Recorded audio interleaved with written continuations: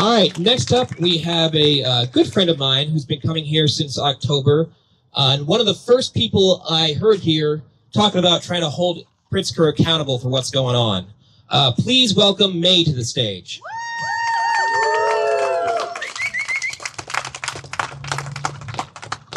Hi, everybody. Thank you all for being here. So many beautiful regular faces and a lot of new faces that I see. And I'm here pretty often. So thank you, everybody, that's here. I'm going to speak today about a specific incident that happened to me, but I'm going to preface that with this was not the first time that I was abused by ISP, Cook County Sheriffs.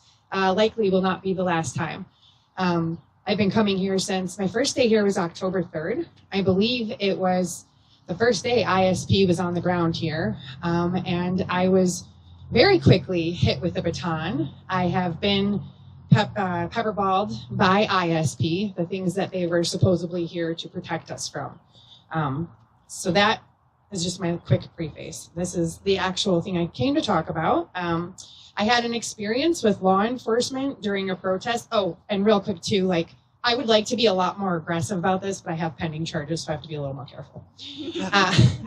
I had an experience with law enforcement during a protest outside the Broadview ICE detention facility that I believe reflects a serious failure in how public safety and protest policing are being handled in this state.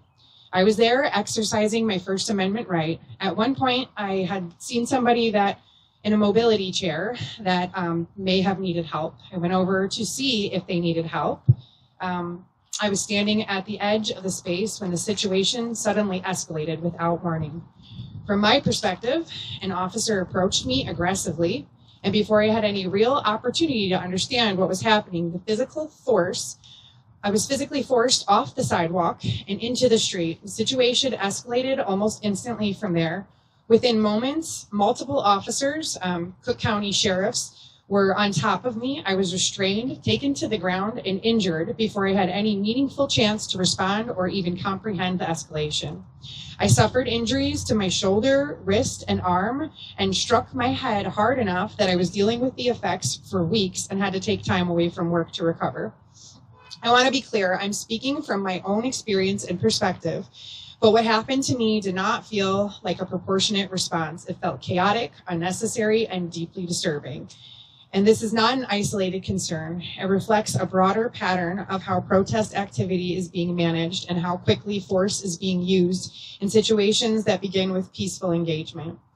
Leadership matters in that context. State and local officials, including Pritzker, have oversight responsibility for the systems and agencies operating in these spaces.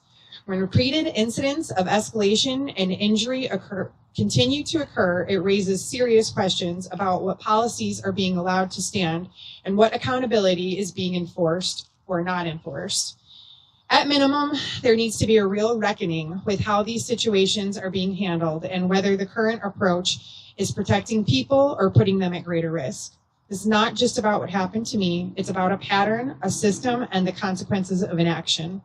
I'm still processing what happened, and I'm still seeking answers, but I will not minimize it, and I will not pretend it didn't matter. Speaking out is part of demanding accountability, and this conversation needs to continue if anything is going to change. And so, while I have to be careful about what I say, that doesn't mean I can't say, fuck all of you. Fuck you, Chicago! Fuck you!